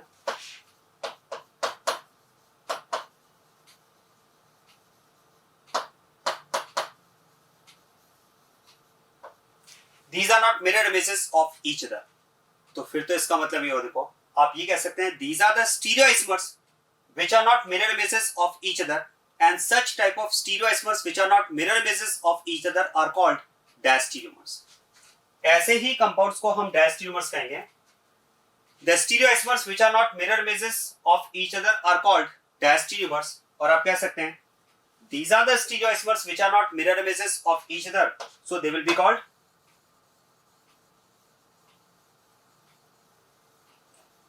diastereomers. ये कंपाउंड्स आपस में डायस्टीरियोमर्स हैं. एक्चुअली देखो ये एग्जांपल डिस्कस करने के लिए का पर्पस क्या है, देखो आप ध्यान देना. अगर आप डायस्टीरियोमर्स की डेफिनेशन में देखेंगे तो यहां पर मैंने लिखा है स्टीरियोआइसोमर्स. देखो अब स्टीरियोआइसोमर्स की अगर बात की जाए तो स्टीरियोआइसोमरिज्म में तो हम ऑप्टिकल की भी बात कर सकते हैं, ज्योमेट्रिकल की भी बात कर सकते हैं. स्टीरियोआइसोमर्स की अगर बात की जाए तो ऑप्टिकल की बात भी होती है और ज्योमेट्रिकल की बात भी होती है. इनफैक्ट कन्फॉर्मेशनल आइसोमरिज्म की भी बात होती है. लेकिन देखो कन्फॉर्मेशनल आइसोमर्स को हम यहां पर इसलिए इंक्लूड नहीं करेंगे क्योंकि हम कह सकते हैं conformational isomers are interconvertible into each other. They are not actually true isomers, क्योंकि एक ही आइसोमर दूसरे में कन्वर्ट हो सकता है एट रूम टेम्परेचर, तो इसलिए उसको तो हम इंक्लूड नहीं करते हैं. लेकिन यहां पर अगर मैं बात करूं तो स्टीरियो आइसोमरिज्म में हम जीआई को भी इंक्लूड करेंगे और ऑप्टिकल को भी इंक्लूड करेंगे. ये मैं इसलिए डिस्कस करना चाह रहा हूं. देखो ये जो हम क्वेश्चन प्रोफाइल डिस्कस कर रहे हैं ऑप्टिकल आइसोमरिज्म में हम इसको डिस्कस कर रहे हैं, तो मोस्टली स्टूडेंट के माइंड में क्या होता है कि ये जो डायस्टीरियोमर्स होंगे ये भी कोई ऑप्टिकल आइसोमर्स ही होंगे. देखो डायस्टीरियोमर्स ऑप्टिकल आइसोमर्स हो सकते हैं, इसमें कोई प्रॉब्लम नहीं है. लेकिन ऐसा नहीं है कि only optical isomers will be called diastereomers. No, diastereomers optical isomers भी हो सकते हैं और ज्योमेट्रिकल आइसोमर्स भी हो सकते हैं. इसीलिए मैंने डेफिनेशन में यहां पर ऑप्टिकल आइसोमर्स नहीं लिखा है, यहां पर मैंने स्टीरियो आइसोमर्स लिखा है, जिसमें आप ज्योमेट्रिकल आइसोमर भी ले सकते हैं और ऑप्टिकल आइसोमर भी ले सकते हैं. तो ये यहां पर इंपॉर्टेंट होगा. Diastereomers can be a pair of geometrical isomers और they can be a pair of optical isomers. क्योंकि यहां पर डेफिनेशन में हमने कोई स्पेसिफिक टाइप की बात नहीं की है, हमने एक कॉमन टर्म यूज की है स्टीरियो आइसोमर्स. और स्टीरियो आइसोमर्स में अगर ओआई है तो जीआई भी स्टीरियो आइसोमरिज्म का पार्ट है. और इस डेफिनेशन की अगर बात की जाए तो ये डेफिनेशन इस एग्जांपल पर बिल्कुल फुलफिल होती है. These are the stereoisomers which are not mirror images, so they will be called diastereomers. तो यहां पर ये हम बात करना चाहेंगे. अगर हम बात करें इस पे सेकंड पॉइंट की तो ध्यान देना, diastereomers can be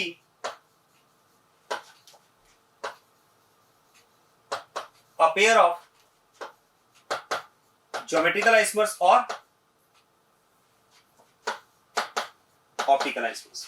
ये इसमें इंपॉर्टेंट है कि जो डायस्टीरियोमर्स हैं वो ज्योमेट्रिकल आइसोमर्स का पेयर भी हो सकते हैं और ऑप्टिकल आइसोमर्स का पेयर भी हो सकते हैं.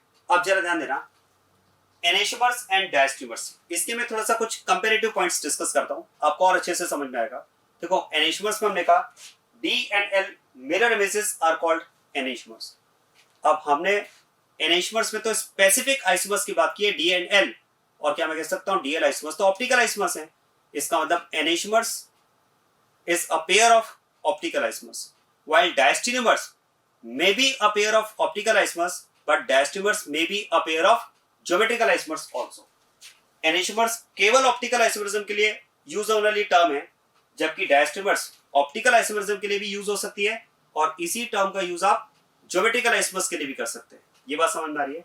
सेकेंड पॉइंट, अब आप देखो पहला पॉइंट तो हमने डिस्कस किया, stereoisomers which are not mirror images will be called diastereomers. And they can be a pair of geometrical isomers and optical isomers. इसके बाद में अगर बात की जाए तो point number 3,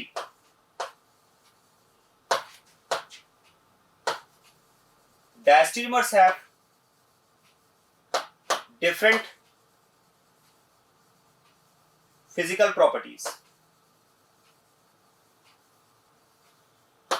Diastereomers have different physical properties. क्या मैं कह सकता हूं ज्योमेट्रिकल आइसोमर्स की फिजिकल प्रॉपर्टीज डिफरेंट होती है. बॉइलिंग पॉइंट डिफरेंट होता है, मेल्टिंग पॉइंट डिफरेंट होता है, सॉल्युबिलिटीज में डिफरेंस होता है. तो आप कह सकते हैं ज्योमेट्रिकल आइसोमर्स की फिजिकल प्रॉपर्टीज डिफरेंट होती है.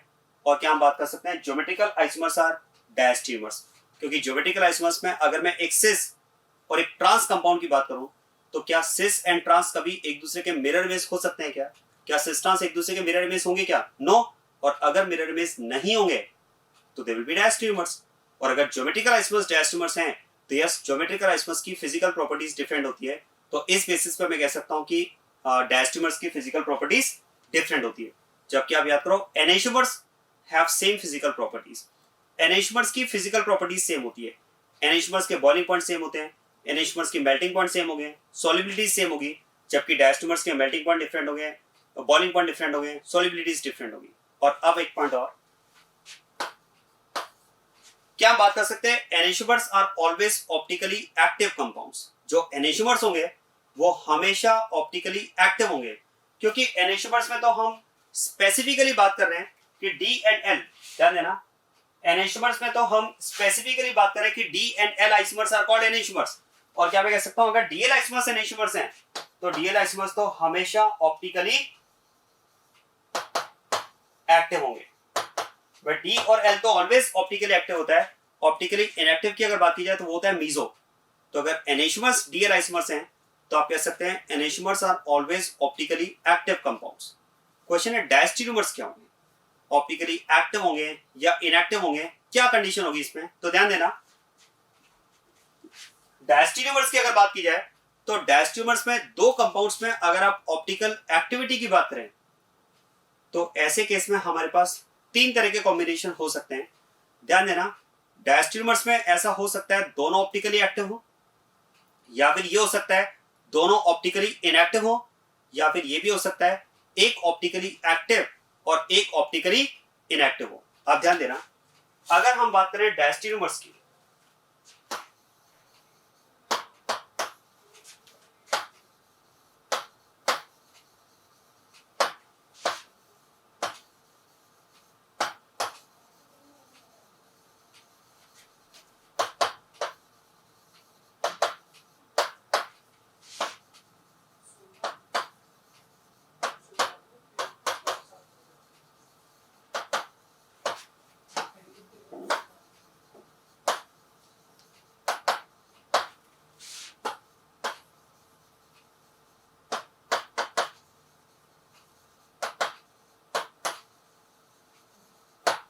ध्यान देना, डायस्ट्रीमर्स की अगर बात की जाए तो डायस्ट्रीमर्स में तीनों कॉम्बिनेशंस पॉसिबल है।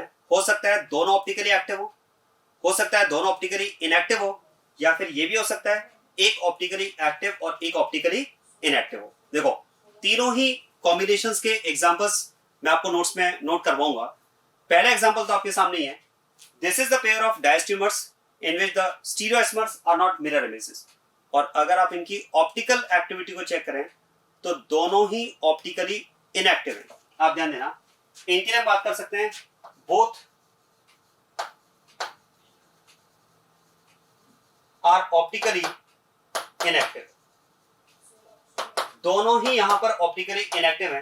देखो, इसके लिए हम कह सकते हैं प्लेन ऑफ सिमेट्री प्रेजेंट है, और इसके लिए आप कह सकते हैं सैंडविच प्लेन में आपको प्लेन ऑफ सिमेट्री मिल जाएगी, या फिर आप कह सकते हैं अगर एक पॉइंट आप मार्क करें तो उस पॉइंट के अराउंड आप इसमें सेंटर ऑफ सिमेट्री की बात भी कर सकते हैं। और अगर दोनों कंपाउंड्स में सिमेट्री एलिमेंट प्रेजेंट है मतलब दोनों ऑप्टिकली इनएक्टिव हैं। तो ये इस एग्जांपल से ये प्रूव होता है कि diastereomers can be a pair of two optically inactive compounds. आगे ऐसे पेयर्स भी, ऐसे एग्जांपल भी हम डिस्कस करेंगे जिसमें आप देखिएगा कि डायस्ट्रीमर्स दोनों ऑप्टिकली एक्टिव होंगे, और ऐसे डायस्ट्रीमर्स के पेयर भी हम डिस्कस करेंगे जिसमें एक एक्टिव और एक इनएक्टिव कंपाउंड भी आपको मिलेगा। तो इस तरह से हम डायस्ट्रीमर्स की बात कर सकते हैं। अब देखो, 4 टर्म्स मैंने आपको एक्सप्लेन की है, स्ट्रक्चरल आइसोमर्स, होमोमर्स, एनहाइड्रोमर्स एंड डायस्ट्रीमर्स। ये तो बात हो गई टर्म्स की। और अब हमें डिस्कस करना है कि अगर हमें 2 मॉलिक्यूल्स गिवन है, अगर हमें 2 मॉलिक्यूल्स गिवन है और उन मॉलिक्यूल्स में हमें रिलेशन फाइंड करना है, तो whether the given molecules will be structural isomers, homomers, enantiomers और diastereomers, ये हम कैसे फाइंड करें? तो उसके लिए कुछ टेक्निक्स, कुछ क्वेश्चंस में डिस्कस कर रहा हूं, आप ध्यान देना।